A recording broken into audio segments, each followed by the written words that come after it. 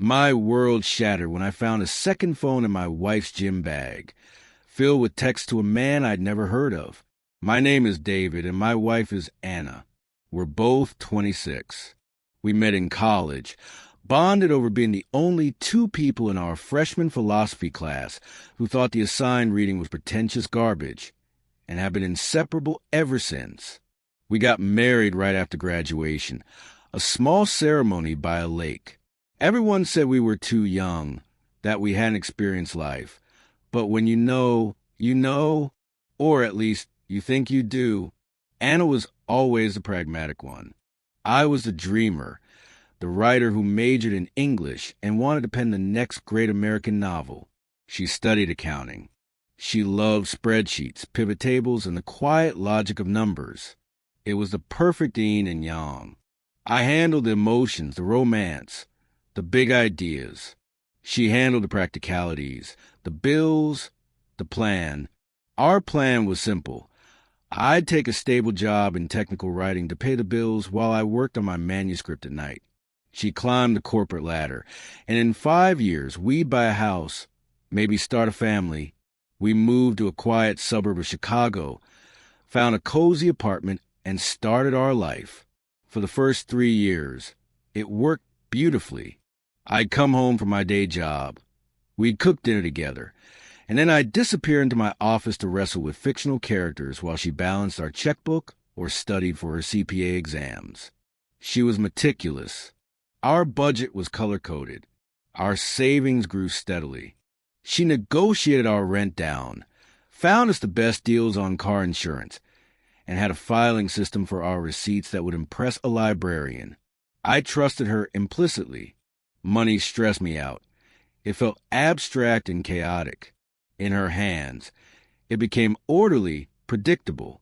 I was grateful. I joked that she was the CEO of our lives, and I was a head of creative. The first crack appeared subtly. About a year ago, she started working later, much later. She'd explain it as a big audit or quarter-end close. Her firm was demanding, she said. I believed her. I'd leave a plate of dinner in the microwave for her, often eating alone.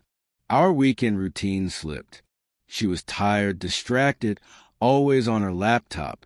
When I'd suggest a walk or a movie, she'd often demur, saying she was too exhausted or had work to catch up on. The intimacy faded, not just physically, but the easy laughter, the long talks over wine. I chalked it up to the pressure of her career.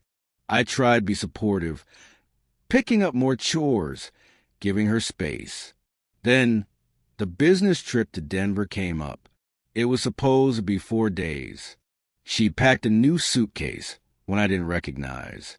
A deal from Zappos, she'd said with a shrug.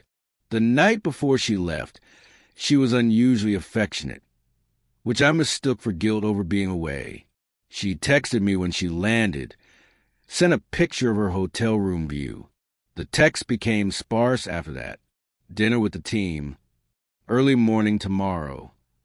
Going to bed, exhausted. I missed her, but I was also deep in a difficult chapter of my novel, so the solitude was welcome in a way. The day she was due back, I decided to surprise her. I cleaned the apartment top to bottom, bought her favorite flowers, and planned to make her a welcome home dinner. While vacuuming the bedroom, I knocked her gym bag off the chair. The contents spilled out: leggings, a sports bra, deodorant, and a sleek, black smartphone. Not her phone. Her phone, the rose gold iPhone I'd given her for her birthday, was charging on the nightstand. This was a different one, a newer model. My heart started pounding a dull, sick rhythm. I picked it up. It was locked, but the notification screen lit up with a preview of a text message. Unknown number. Can't wait to have you back. This week was amazing. Counting the hours. The blood drained from my face. I felt like I was going to vomit. My hands trembled as I tried to guess the passcode. Her birthday? No. Our anniversary? No. In a moment of sick inspiration, I tried the date of her Denver trip. The phone unlocked. I sank to the floor, the world tilting on its axis. The messages went back months.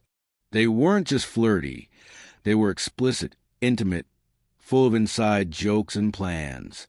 His name was Ben. He worked at a rival firm. Their business trips had coincided multiple times. The Denver trip? He'd been there too. The messages detailed their dinners, their time in her hotel room. The new suitcase was for trips with him. The late nights at work? Sometimes work, often long calls with him. There were photos. I saw them and felt a physical pain in my chest, a wrenching tear. I sat on the floor for what felt like hours, the phone in my hand, reading and rereading, each word a nail in the coffin of my old life. The meticulous, pragmatic Anna, the woman I trusted with everything, had built a second, secret life with the same efficiency she applied to our budget. The deception was flawless. I'd been living in a carefully constructed fiction, while she was the author of a completely different story. I heard her key in the door. Panic, cold and sharp, shot through me. I shoved the phone back in the bag, zipped it up, and stood up just as she walked in. She looked tired but happy, her cheeks flushed from the airport hustle. "Honey, I'm home," she called out, then saw the flowers, the clean apartment, me standing frozen in the bedroom doorway. "Wow, you did all this?" I couldn't speak. I just looked at her, really looked at her. The woman I loved was a stranger. She saw something in my face. The smile faltered. "David, are you okay?" "Who's Ben?" The words came out flat, dead. Her face went paper white. All the color, the light from her trip, vanished. "What?" "I found the phone. In your gym bag." "Who is Ben?" For a second, she just stared, her brain visibly scrambling. Then the facade crumbled. She didn't try to deny it. She collapsed onto the couch, her hands covering her face, and began to sob. Great, heaving sobs that shook her whole body. Between gasps, the story tumbled out. She'd met him at an industry conference 8 months ago. It started as a connection, a spark she said had been missing with me for a while. It was a mistake. It meant nothing. It was just an escape from the pressure. She repeated the classic lines like a script. "I love you. It just happened." I didn't know how to stop. I listened, numb. The pain was so immense it felt like silence. All those late nights, the distance, the new suitcase.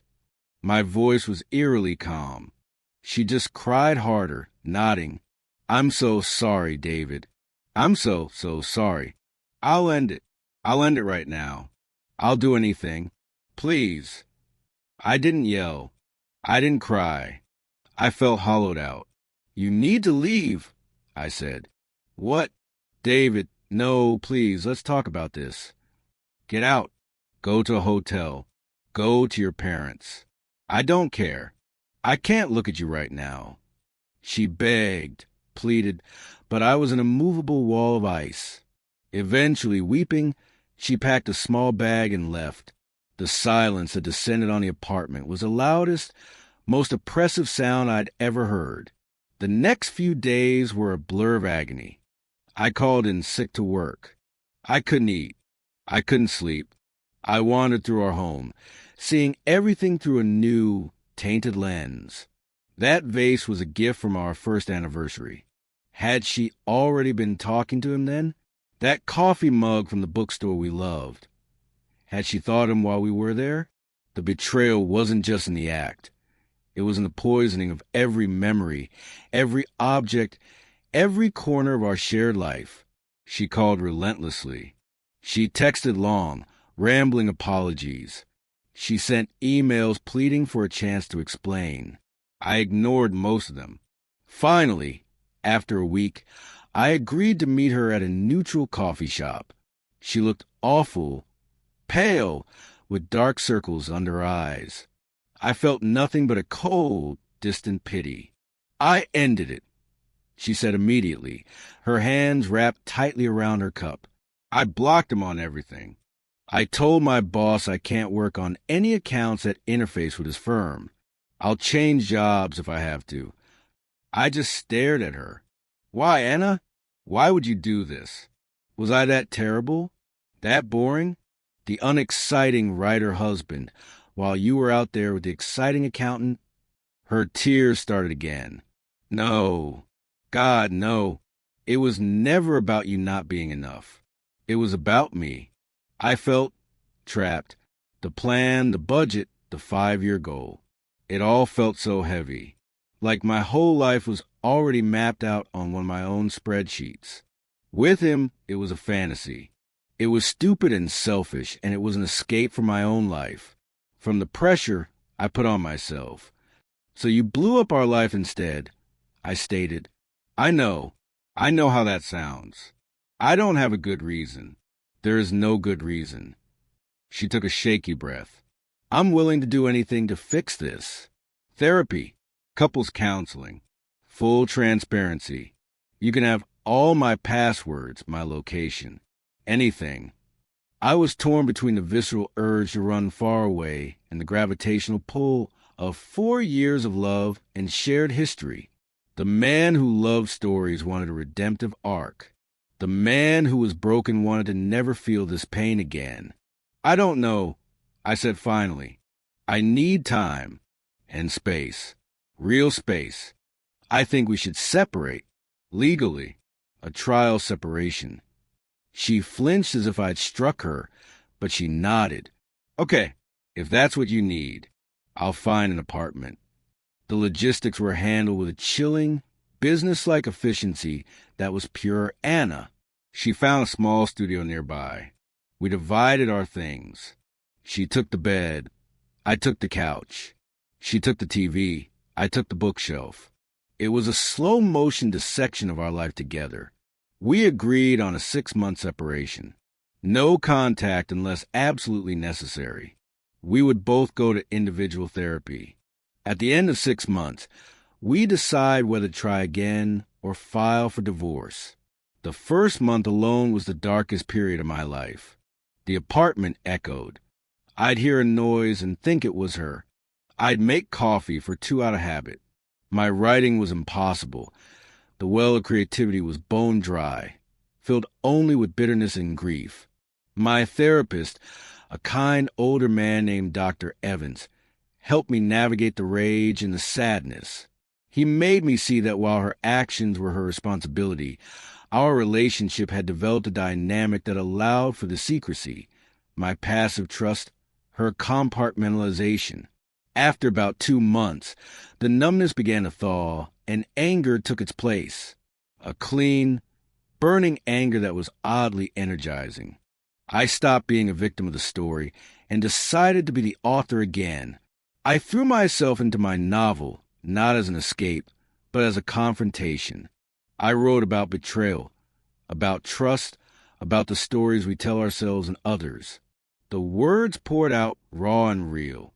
I joined a gym, not to get buff, but to exhaust my body so my mind could rest.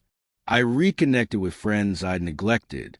I heard snippets about Anna through mutual friends. She was in therapy. She'd taken a leave of absence from her job. She was reportedly a wreck, consumed by guilt. A part of me, the wounded part, was glad she was suffering too. The healthier part hoped she was genuinely working on herself.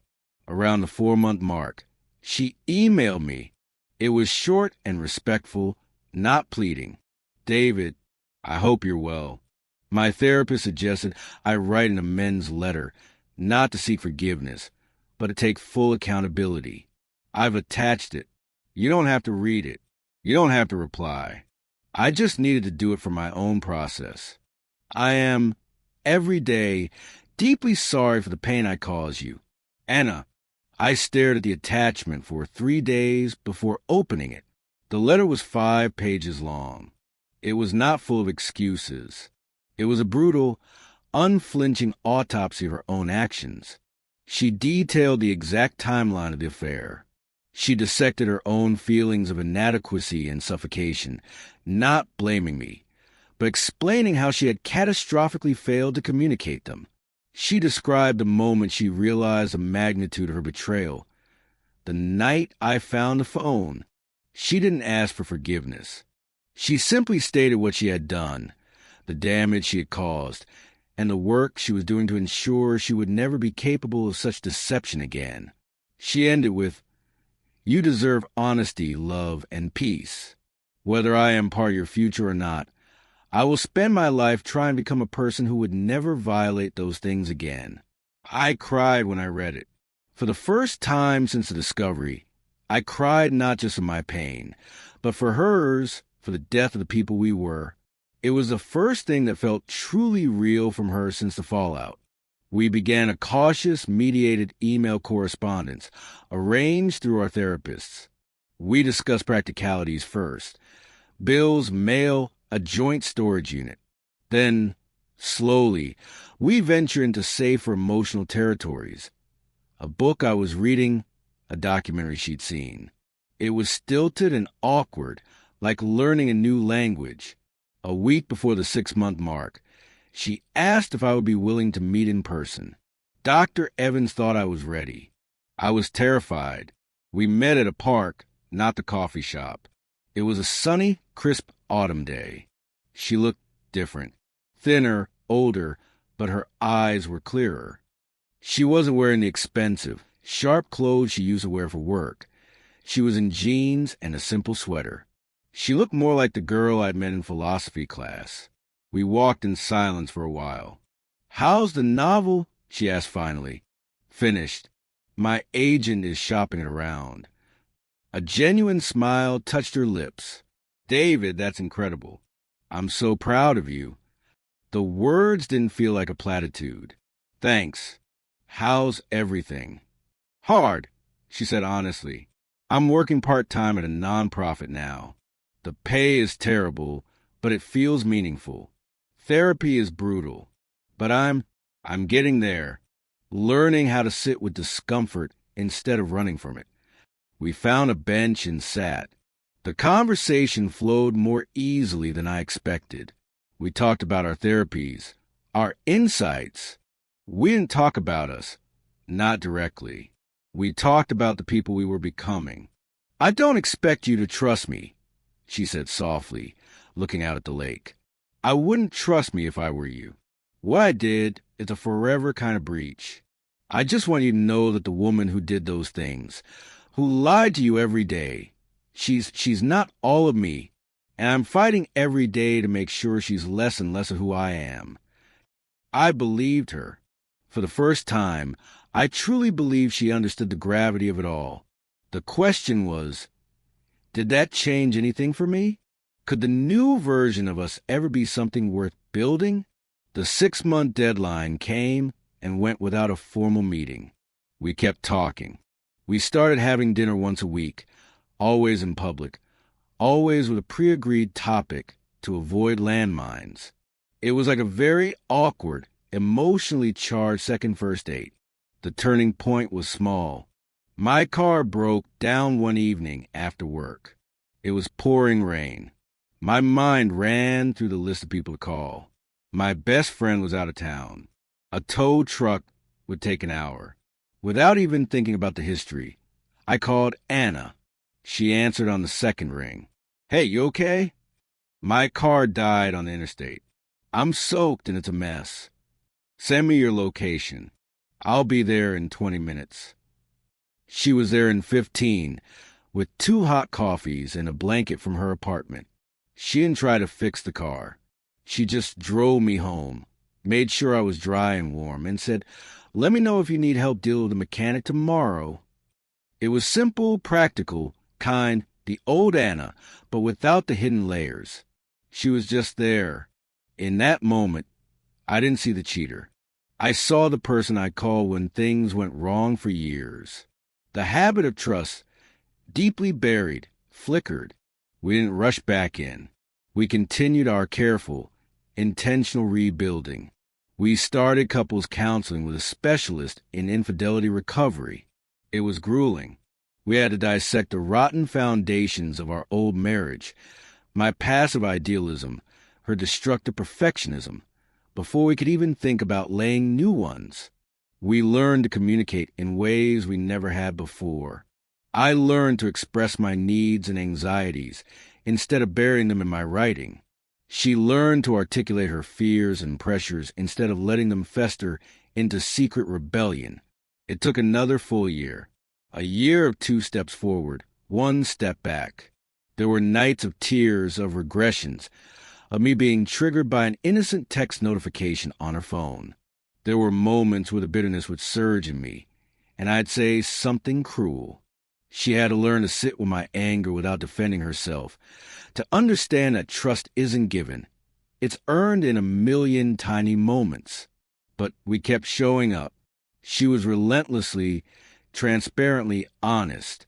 She offered me access to everything, but after a while, I stopped checking. The need to police her faded. I started to trust the woman in front of me, not the ghost of the one who had betrayed me. We sold our old apartment, the scene of the crime. We bought a small, fixer-upper house together. The process was a metaphor for us, tearing out the old, damaged parts, building something new, stronger, with both of our fingerprints on the blueprints. My novel sold. It's about a man who rebuilds his life after a catastrophic loss. It's not a happy story, but it's a hopeful one. The dedication page reads, "For the second chance and the courage it takes to build something true." Last weekend, we were in our new kitchen, covered in paint splatters. We were arguing good-naturedly about whether to paint the cabinets sage green or creamy white. We were both covered in dust, laughing, and I looked at her, this woman who had broken my heart, and then, piece by painful piece, helped me mend it, and I felt it, not the frantic, young love of our college days. Something deeper, more weathered, more real. A love that had stared into the abyss and decided to build a bridge across it instead of walking away. We're not the same people we were. We're better, more honest, more fragile, but also more resilient. The scar of her betrayal will always be there, a faint line on the map of our relationship. But it's no longer a wound. It's a reminder of what we almost lost and what we fought like hell to rebuild.